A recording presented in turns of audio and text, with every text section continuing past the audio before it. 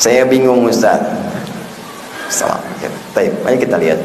Ketika saya jadi imam sholat di kota Padang, saya sir zikirnya Ustaz. Namun ketika di kampung saya, zikir dengan jahar Ustaz. Ketika saya bertanya sama Ustaz, zikir jahar dilarang oleh Allah. Apa yang harus saya lakukan? Bagaimana bisa dilarang? Oh, hadisnya sahih dari Ibnu Abbas radhiyallahu taala anhu. Ibnu Abbas berkata, "Kunna la na'rifu inqidha' as-shalah illa bi sautin takbir."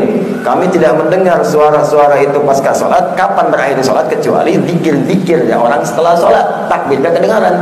Allahu akbar, Allahu akbar, Allahu akbar. Dari subhanallah, hadis Muslim nomor hadis 571. Setelah selesai subhanallah, hamdalillah, Allahu akbar. Ini kedengaran Allahu akbar, Allahu akbar. Oh, udah selesai ini. Udah selesai ini. Ya. Setelah itu ada yang sir. Pertanyaannya kapan? Sir kapan jahar? Ilmu itu yang penting. Jangan sampai kita hukumi ini salah, ini bid'ah, tapi kita nggak tahu kaidahnya. Nah, mari saya ajarkan pertama kali. Gini, awal mula ajaran Nabi zikir itu dengan jahar. Awal mulanya. Hadis Muslim nomor hadis 571.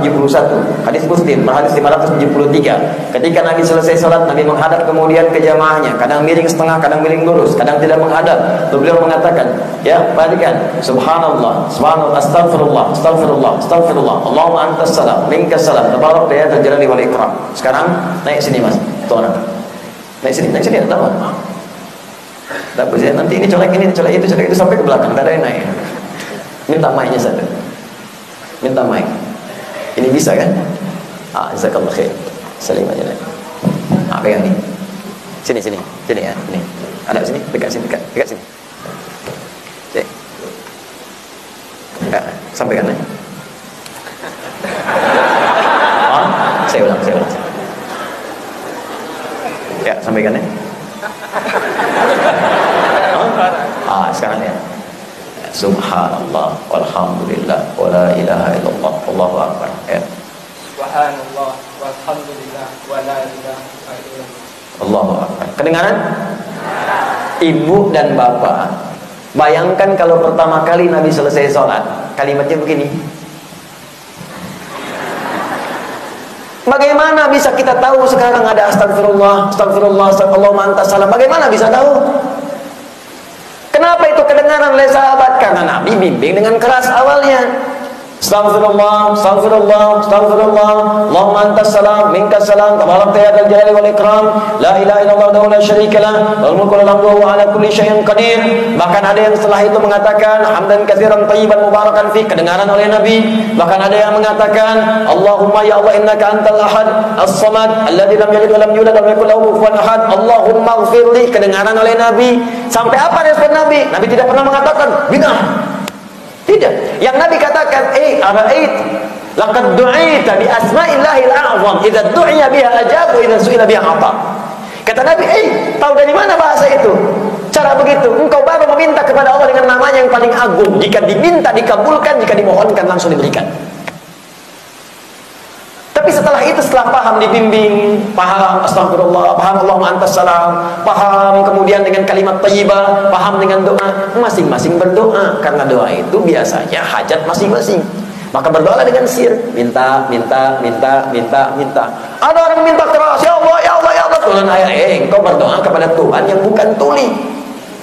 Minta aja dengan baik. Turun Quran surah ke-7 ayat 205. Wadhkur rabbaka fi nafsika tadarruan wa khifatan wa dunal jahri minal qaul.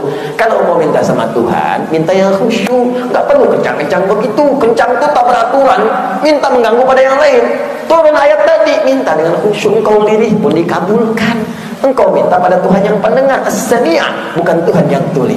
Jadi yang dimaksud ajaran tadi jahar itu bimbingan kepada orang-orang yang baru mengenal zikir, atau orang-orang yang baru belajar, atau yang dibimbing. Silakan bimbing.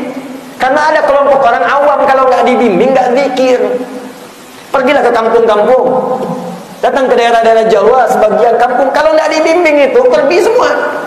Nggak berzikir, maka dibimbinglah di situ. Kalau sudah advance, sudah naik, sudah kelas, sudah paham, cukup sir saja. Silakan sir masing-masing. Paham ya? Assalamualaikum warahmatullahi wabarakatuh. Astagfirullah. Oh, advance. Tidak. Oh, ini kelasnya kelas pemula nih. Bukan.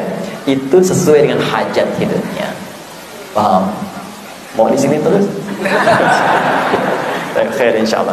Jadi boleh jadi Anda pulang ke kampung masing-masing, lihatnya masih ada yang dibimbing. Mungkin tuh orang awam yang butuh bimbingan, dibimbinglah, enggak apa-apa.